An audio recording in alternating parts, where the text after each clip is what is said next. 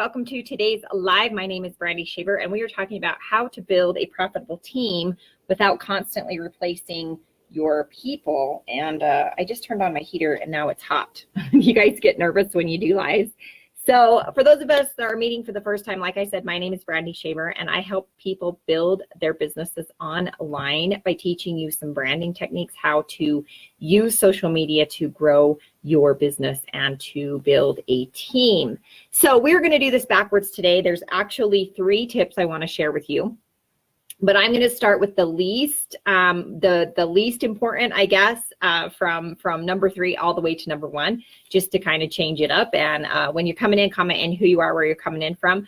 Hello, Fran. Welcome. I'm excited that you are here. Excited to share this with you on how to build a profitable team without constantly replacing your people. Because let's face it, right? Network marketers, business people, entrepreneurs, they sometimes get inside of building a business and they're like, oh, this is way too hard and I'm not making any moolah right off. And so they quit, right? So how can we continue to build with the same people and continue to keep those great people inside of our teams? Because it's not always about what you are doing and who you are enrolling, right? It's about what they're doing, which brings us to tip number 3, which is lead by example. Now, this is a simple but powerful concept, okay? Because I know I'm totally guilty of it too, and drop me a comment if you are as well, that when at some point in your business, maybe you've enrolled somebody and you're like, okay, I did it, right? I got him in. Now it's time to go into management mode. And you go in and you just focus on, let's say that I just enrolled Fran and I just focus on Fran, just continue to focus on Fran. And here's my other business over here. And I've only got one person in my team and all my focus just went to Fran. Now, lead by example. Now, if I want Fran to actually build a team, guess what I have to be doing? Okay, comment below if you know what you might be doing besides working with Fran. Now, that doesn't mean you just enroll her and leave her there, right, to figure it out. You're going to want to plug them into your stuff, into your system, into what, is working on how to do things. But whatever you want your team to do, you will need to be doing yourself, okay? That is the key here.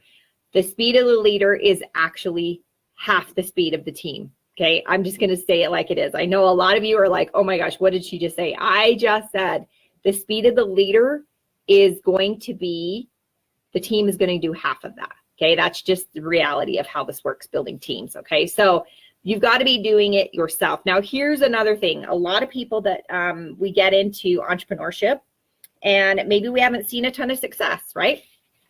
Maybe that's just, maybe we're just starting out. Maybe we're just got a little bit of success, or maybe we're brand new.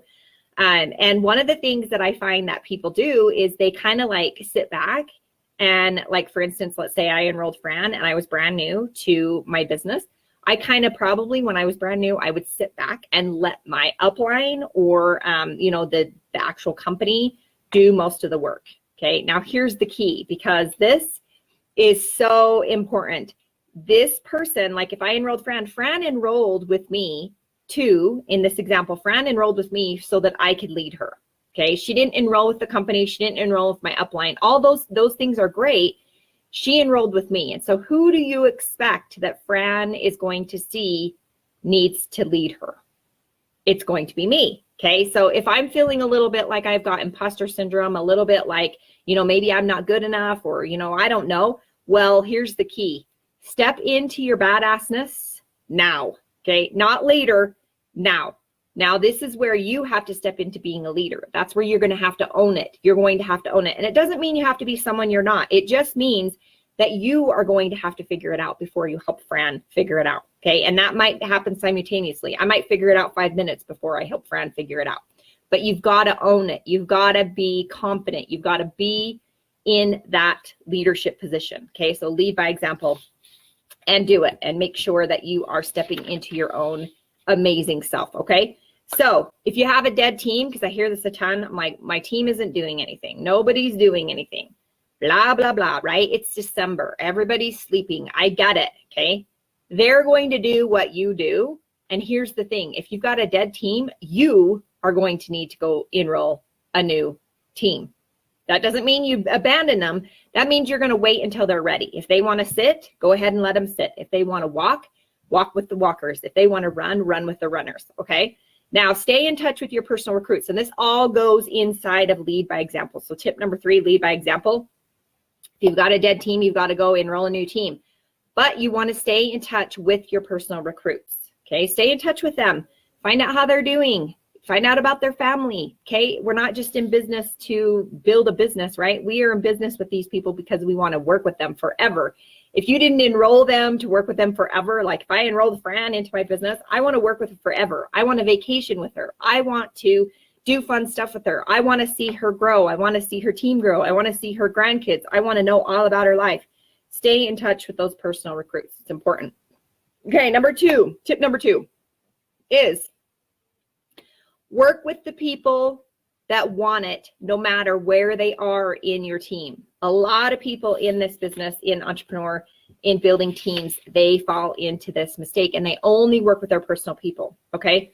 Here's the thing. Your personal people might not actually be the one that is going to build a team underneath you.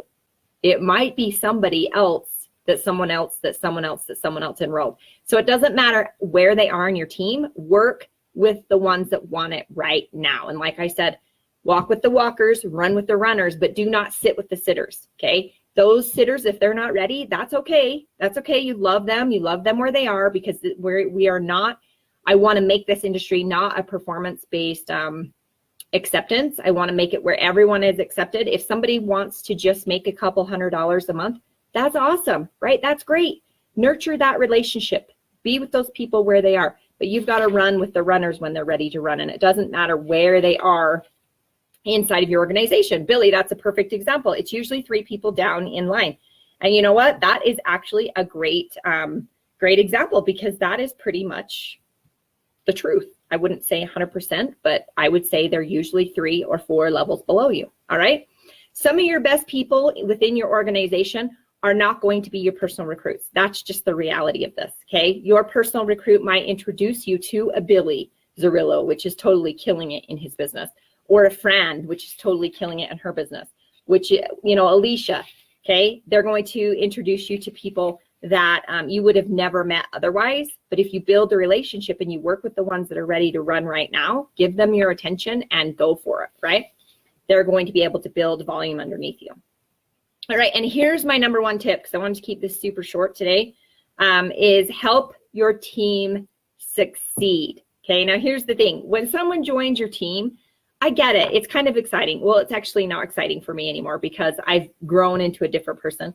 When I enroll somebody, that's awesome. But when, like, let's say I enroll Fran, right? Let's say I enrolled Fran. When Fran enrolls somebody, that's when I get excited. Right? When Fran gets a check, I get excited because that means I'm doing my job. That means duplication is happening inside of the team. And what's even cooler, if Fran enrolled Alicia, let's say, or Billy, or maybe even Alicia enrolled Billy, Billy is getting results. Billy is enrolling people. Billy is making money, right? That's when this gets super cool because then you can see lives change and you have had a huge impact in that. So it's really cool.